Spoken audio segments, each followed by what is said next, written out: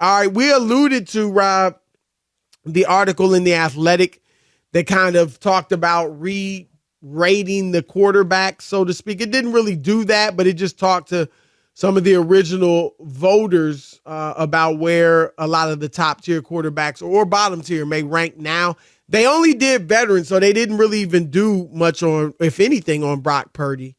But they did talk a lot about Dak Prescott, who right now is the odds-on favorite to win the MVP award. Rob G, kind of summarize what the executives were saying about Dak Prescott. Sure. So entering the season, Dak was viewed as a solid tier 2 quarterback, actually near the top of that tier, the 9th quarterback overall. So, pretty highly regarded. And you would think, being that position and given the season that he's had, where he's putting up all-time level play over the last 7 or 8 weeks, that he might be considered now a tier 1 quarterback, but not so fast, because the execs who were surveyed said they still have not seen enough to put him in tier 1 with the Mahomes, with the Herbert, who you mentioned, Josh Allen, Joe Burrow. And one exec said specifically, I want to see Dak do it when it matters. Yeah, Rob, I think that, clearly, I don't even know if you would disagree with this. Right now, this season, he's playing tier 1 ball. There's no question about it. He's having the best season of his career as far as I'm concerned, and he's playing great. He's carrying the offense. He's not being a glorified game manager. He's not, it's the run game, and then he supports it. He is the driving force of that offense, and right now he's been tier 1. But I think the thing is, Rob, is he's in his 8th year, and he has never been a tier 1 guy. I thought he was going to become elite. Maybe he's doing it now, but I was tired of waiting, and I was like, well, now, he's good, but he looks like he'll never be elite. And I think all the other guys that Rob G mentioned that were tier 1, Mahomes, Allen, Herbert, who was the other? There was one more, Burrow. They all, Rob, excelled pretty quickly. Burrow, 2nd year in the Super Bowl. Mahomes, 1st year as a starter, throws 50 touchdowns. Won a Super Bowl the next year. Like Allen, pretty young when he emerged as an elite talent. Same thing with Herbert, who right away played well. And I think when a guy when it takes him a while, doesn't mean he may not be elite or become elite. But when you've been in the league for 7 years and you've been good but not great, then I do think people, and I include myself, they want to see it for a few, maybe 2 years, or see you do it in the playoffs and in the Super Bowl, or, because he hadn't done that either, Rob. So I think that is the issue with Dak Prescott as far as these executives are concerned. I think they're spot on in not buying into Dak Prescott or anointing him or anything like that, because he has 7 years of work, a body of work that is the reason why he was a tier 2 and not a tier 1 quarterback after all this time. And Dallas has won 12 games, Chris. Right. Like three times. So for them to win 12 games and for them not to think or tab him as a tier 1 quarterback says a lot. And I'm going to say this. I don't know if he's going to win the MVP or not. I really don't. But if he does win the MVP, if Dak Prescott wins the MVP, it's probably going to be by default.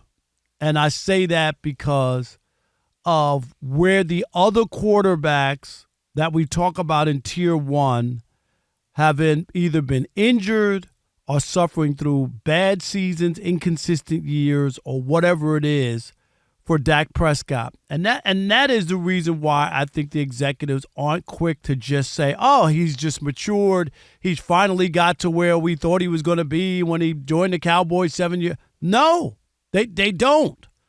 And I know his last game was a great game, but there are way too many other games that they're still not convinced that when the game is big and the lights are bright, whether or not he'll be that guy or be the guy that we have seen falter in those big games. And when you look at the tier 1 guys, Mahomes, bad year by his standards. Aaron Rodgers, injured. Joe Burrow, injured. Josh Allen, very inconsistent. I know he's got some numbers, maybe leads and touchdowns up, but very inconsistent. He shouldn't get one MVP vote. And obviously the Bills aren't winning like they used to. And Justin Herbert, who just hasn't won enough, despite Chris, his height and his size and his arm strength and all the other stuff, leads the league in fourth quarter interceptions, all that. So those are the guys who people look at as should be in that conversation year in and year out. And because of an unbelievable turn of events, that's why Dak Prescott is where he is. I think he has a big advantage over Brock Purdy. And not just name and not just Cowboys. Christian McCaffrey, Chris, will take votes from him. Dak should win this easily if they keep winning. Because I don't see, if you split the San Francisco vote, I don't know where else, how in the world Brock Purdy could win. Yeah, it's interesting because, Rob, that happened back in 1987. I'm sure you remember when it was a strike. Remember it was like the year, I guess it was the strike or the lockout. And remember they had replacement players for a little bit and players were coming back at different times, right? And ultimately, I think everyone essentially played 12 games, but some guys came back a little earlier, like Montana. But anyway, Montana and Jerry Rice and Joe Montana for the Niners, they split the votes, Rob. They had tremendous numbers. Check this out. Jerry Rice, Rob, set the all-time receiving record at that time for touchdowns in a season with 22, and he did it in 12 games. So he was looking to become, people were looking at him as the first receiver that might ever be the MVP. But Montana had 31 touchdowns, and he played at 13 games, I think. So one more maybe than Rice. But, his numbers were very good. And then, so because they split the vote, Rob, is what you're talking about, John Elway won it with 19 touchdowns and 12 interceptions. Montana had 31 touchdowns and 13 interceptions, and Elway had 19 and 12 and won it. Well, so that is what you're talking about. I've seen it before. I saw it in baseball. It happened in baseball, too, 1988. Darryl Strawberry and Kevin McReynolds for the Mets had tremendous years. Guess who won the MVP that year in the National League in 1988? It was Kirk Gibson. Mm-hmm. Kirk Gibson had 25 home runs and 76 RBIs. And if I can remember this, he had something like 15 errors in the outfield, some horrendous number. Wow. But McReynolds and Strawberry split the vote, and Kirk Gibson won the MVP. That's what's going to happen here. Yeah, and we'll get into that a little bit later in the next hour. We're going to talk about those guys. But as far as Dak, would you agree that he's having an elite season this year? Because I do think he's playing elite. I mean, this is the best I've ever seen him play. Yeah, I mean, obviously, you got to play who's on the schedule, and so he's beating those guys up. I can't knock that. Those are who's on the schedule. They've only beat, I think, one team with the winning record. Right, that was the last game. The Eagles. Yeah, that was it. Some of the records have changed. Maybe some. I don't even think anybody else is. But really, I think when you really look at it, at the end of the year, it's kind of you have to base it off of where they finish. You know what I mean? Because if you play somebody in week 1 and they're 1-0, and then they lose the next 15 games, they're not you know what I mean? And that's what I'm saying. I think right now it's still only one team that they've played that has or that they've beaten at least that has a winning record. And they'd have to finish with a winning record in order to call the season them being that team. Because if you get them early or not, they could be. They could be the Detroit Pistons 2-1, and you beat them and say we beat a winning team, and then they lose 21 in a row. The thing I like about this, though, is that because they have beaten up on a bunch of tomato cans until last week when they beat Philadelphia. And even Seattle now, Rob, they've lost 4 straight. They are fighting for their dear lives just to get in the playoffs. And right now they're struggling. But Dallas has the Bills next, then Miami, and then Detroit, which we know is struggling, but still right now a 9-win team.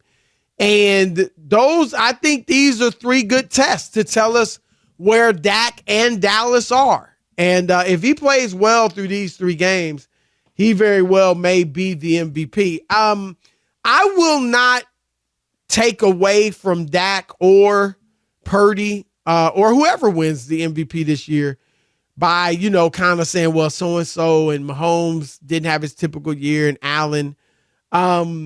Because, Dak Prescott's, now it's just one stat, but it's supposedly an all-encompassing stat.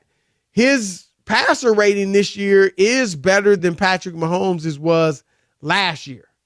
And so when Mahomes won the MVP. And so at least, in that regard, now he won't have quite as many touchdowns. He's on pace for about 36. Mahomes had 41, I think, last year. Aaron Rodgers, of course, won it the 2 years before that. Now his passer rating was high, 119.9. Purdy's is better than that. Purdy's is like almost 117. And Rodgers had 37 touchdowns, but only 4 picks his last MVP. So those numbers are, really high in numbers as far as TDs and interceptions. Rodgers has been great at that. We know that.